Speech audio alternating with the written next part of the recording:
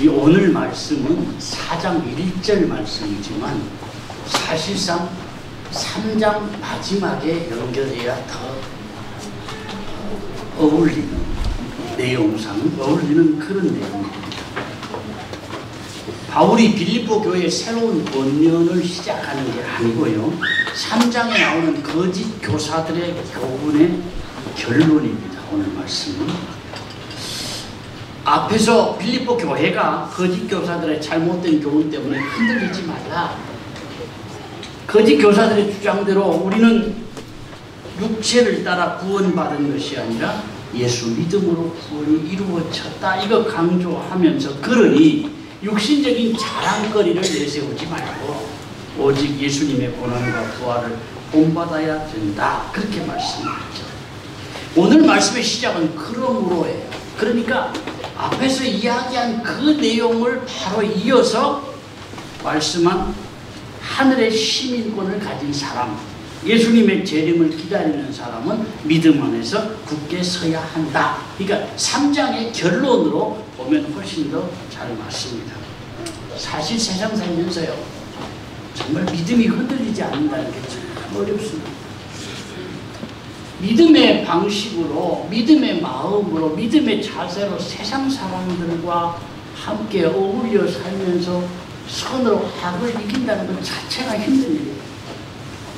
세상 사람들은 믿는 사람이라고 그러면 시시하게 보고 좀 초라해 보는 경향이 있거든요. 그럼에도 불구하고 흔들리지 않는 믿음. 세상이 뭐라 그래도 휘청거리지 않는 믿음, 내 믿음이 되기를 축원합니다. 자, 1절을 다시 한번 보시겠습니다.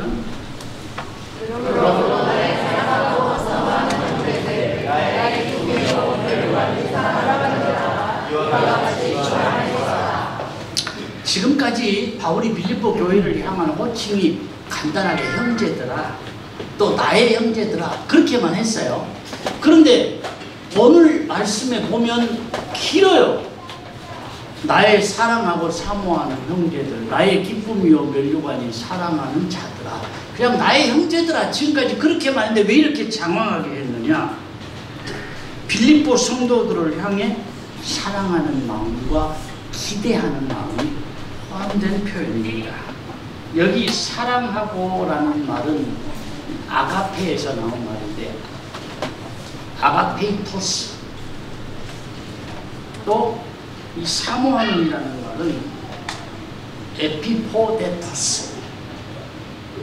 같은 비슷한 뜻이지만 조금 달라요. 이 아가페에서 나온 사랑하고 또 소중한 이런 단어, 이런 의미가 있고, 사모하는 것은 뭔가 간절히 바라는 그런 뜻이 있어요. 어쨌든 이 바울이 그만큼 빌립보 교회의 성도들을 사랑하고 사모한다, 그걸 표현하는 내용인데, 빌립보 교인들이 완전해서가 아니에요. 빌립보 교회도 천사가 아닌 사람이 모인 곳이라 많은 문제들이 있었고 성도들 사이에 갈등이 있었지만, 바울은 그런 모습을 책망하거나 권고하지 않고 오히려 사랑이 가득한 음성으로 빌립보 교회의 좋은 모습을 칭찬하고 격려하고 있다는 거예요. 그렇게 하기가 참 쉽지 않아요. 당장 단점이 눈에 보이고 당장 안 좋은 게 눈에 보이는데 격려하고 칭찬하고 북돋아 줄 수 있다는 것이 그만큼 바울이 교회를 많이 사랑하고 있었다는 거예요. 그러면서 바울이 빌립보 교회를 생각할 때마다 하나님께 감사할 뿐 아니라 나는 기쁘고 자랑스럽다, 그런 표현이에요. 1절을 다시 한번 보겠습니다. 그러므로 나의 사랑하고 사모하는 자들에게 나의 기쁨이요 면류관이 사랑하는 자들아, 유와 같이 좋아하나이다. 빌립보 교회가 바울의 기쁨이고 면류관이다. 다른 말로 말하면 면류관이라는 말은 자랑스럽다는 이야기잖아요. 나에게 기쁨이 될 뿐 아니라 내가 자랑스럽다, 빌립보 교회 때문에, 그런 이야기예요. 어떤 이유 때문이 아니고요, 빌립보 교회의 성도들 자체가 바울에게는 기쁨이 되고 자랑거리다, 그런 고백입니다. 빌립보 교회가 많은 문제와 갈등이 있었지만 그래도 바울은 빌립보 교회를 생각할 때마다 기쁨이고 자랑거리가 된다. 그런 고백이고요. 데살로니가 교회에도 비슷한 고백을 한 적이 있어요. 데살로니가전서 2장 19절 20절에 보면은 우리의 소망이나 동력이나 사랑의 면류관이 무엇이냐 그가 공격하실 때 우리 주 예수 앞에 너희가 아니냐 너희는 우리의 영광이요 기쁨이니라. 문제거리가 있는 교회를 보면서 어떻게 자랑거리고 기쁨이 될 수가 있느냐? 바울은 그만큼 사랑하는 부모의 마음이었기 때문에. 우리 부모들이 그렇잖아요. 자녀를 위해 희생하고 뒷바라지 했는데 자녀가 건강하게 잘 자라면, 그리고 자녀가 조금씩이라도 더 나아져가는 것을 보면 그 자체가 기쁨이 되고 자랑스러움과 같은 원리예요. 영적으로도 내가 전도한 초신자가요, 믿음이 자리 잡아가고 점점 믿음이 좋아져가고 생활도 나아져가고 은혜를 체험해 나가면 그 사람이 나에게 뭘 해주지 않아도 내 마음의 기쁨이고 그게 열매가 되는 거잖아요. 비슷한 겁니다. 그런데 나의 기쁨, 나의 자랑거리로 끝나지 않고 주님이 그것을 기뻐하시고 주님이 자랑거리로 여기신다. 그런 얘기. 우리 한 분 한 분이 이런 기쁨과 자랑거리가 많아졌으면 좋겠고요. 주님 보실 때도 여러분이 기쁨이 되고 자랑거리가 되기를 축원합니다. 이와 같이 그랬어요. 이와 같이란 단어가 후토스라는 단어인데 두 가지 의미가 있습니다. 첫째는 내가 너희에게 권면한 것 같이, 그런 의미가 있고요. 또 하나는 너희가 천국의 시민권자인 것처럼, 그런 의미가 있어요. 3장 마지막 부분에서 예수 믿고 주로 고백하는 사람은 하늘의 시민권자라 그랬잖아요. 안 믿는 사람들과 우리가 똑같아요. 어찌 보면은 똑같이 안 먹으면 배고프고 똑같이 입어야 살아요. 사람이 다른 건 몰라도 이 배고프며 산다는 거는 참 힘든 일인가 봐요. 이런 기사가 떴어요. 남의 집에 들어가 라면 끓여 먹고 도망간 60대 노숙인에게 실형 1년 6개월. 이런 기사가 오늘 떴어요. 오늘.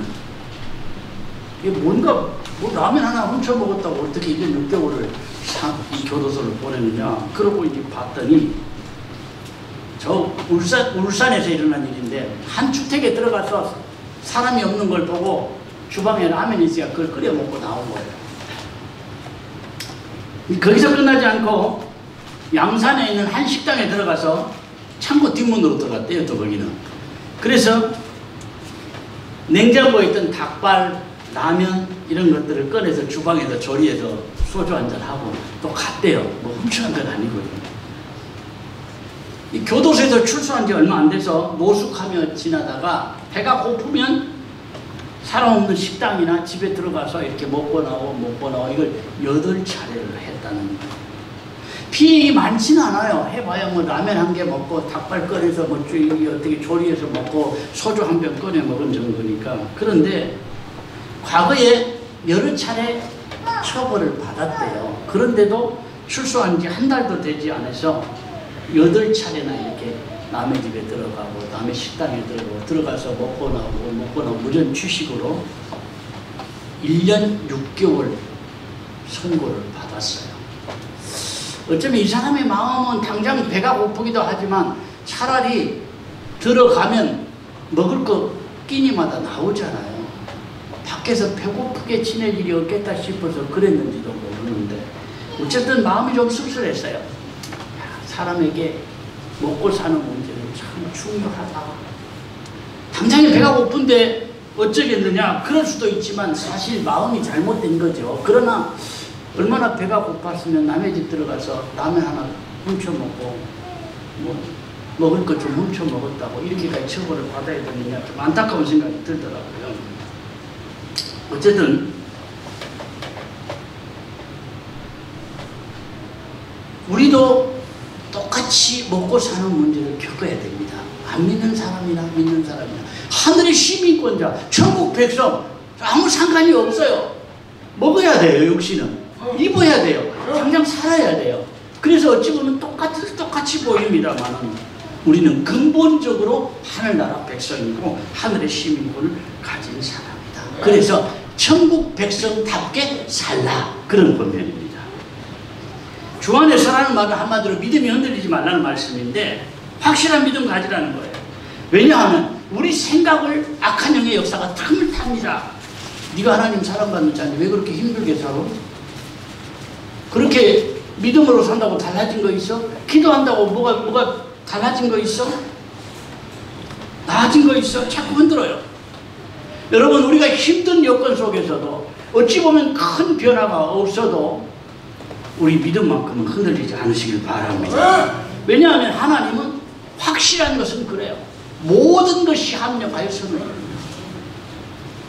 때로는 이런저런 문제가 생기고 고난이 있고 마음이 상처를 받아도 오히려 그것 때문에 하나님은 더 선한 결과를 우리에게 주실 것을 기대하고 믿습니다.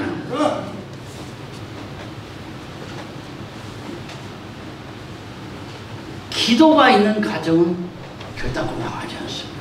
당장에 그냥 아무것도 없고 막막한 가정이라도 믿음만 잘 지키면 하나님이 어떤 길로 우리를 열어주실지 무엇을 붙여주실지 그건 알 수가 없는 거예요.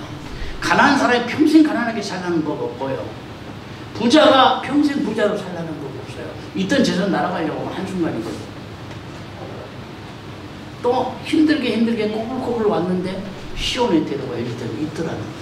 그래서 그저 우리는 넉넉하든지 좀 힘들고 어렵든지 주님의 인도하심 따라 그저 주님 나에게 주신 그 길 따라서 충성스럽게 잘 가시기를 바랍니다.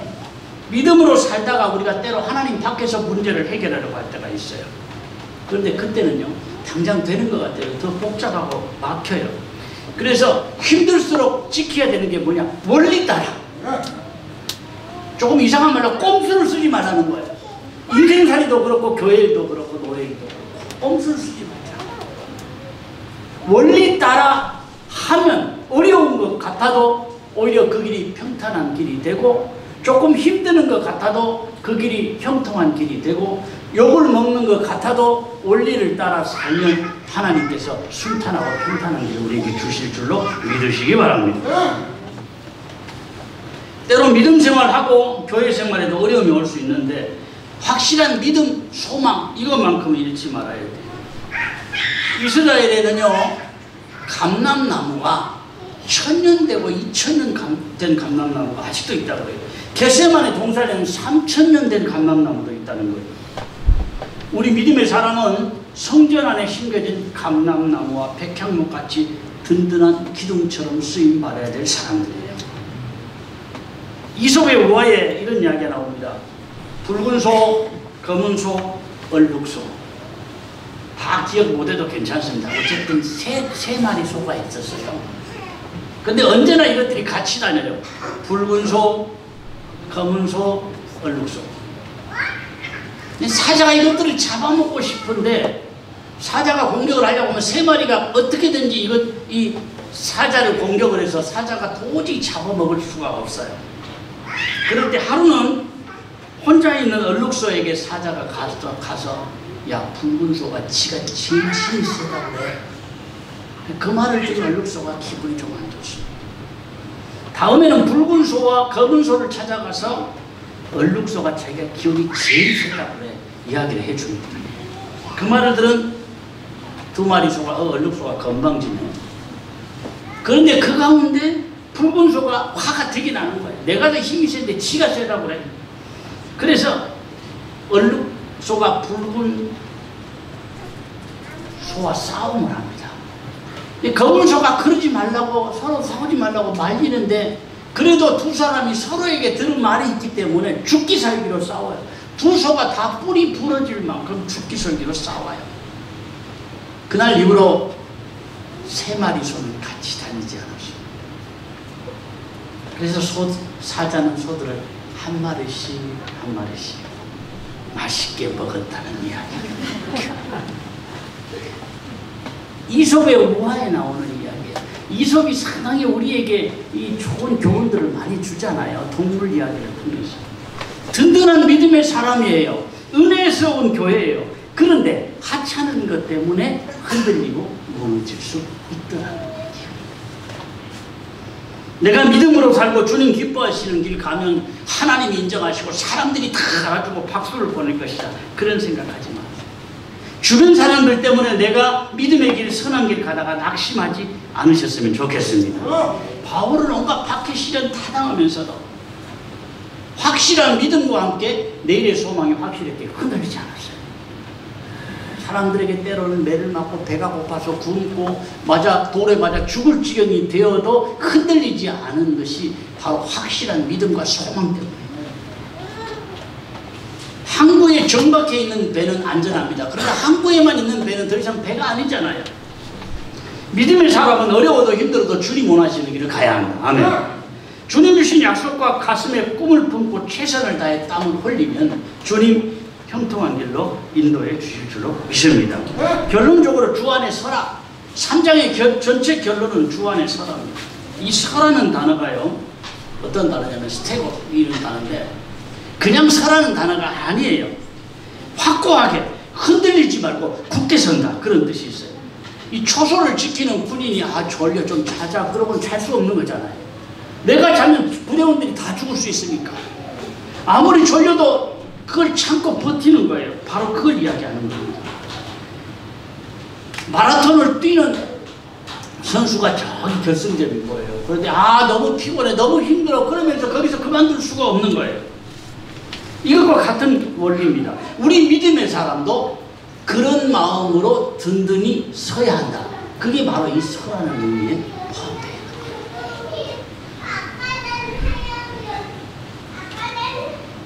거예요. 나는 연약해서 넘어질 때가 있습니다. 때로는 포기하고 싶을 때가 있습니다. 그러나 때를 따라 성령께서 도와주셔서 나에게 힘주실 뿐 아니라 내가 넘어질 때 내 손을 붙들어 이렇게 세워주시고, 나도 모르게 어긋나는 길로 갈 때마다 채찍질해서 나를 깨닫게 하시고 바른 길로 가게 하시더라고요. 나를 끝까지 붙들어 주실 줄로 믿으시기 바랍니다. 내가 사는 동안요, 누군가에게 기쁨이 되면 좋겠어요. 빌립보 성도들처럼 나를 바라보는 누군가의 기쁨이 되고, 더더욱 주님의 기쁨이 되고, 주님 안에서 흔들리지 않는 확실한 믿음의 길 가시기를 주님의 이름으로 부탁을 드립니다. 우리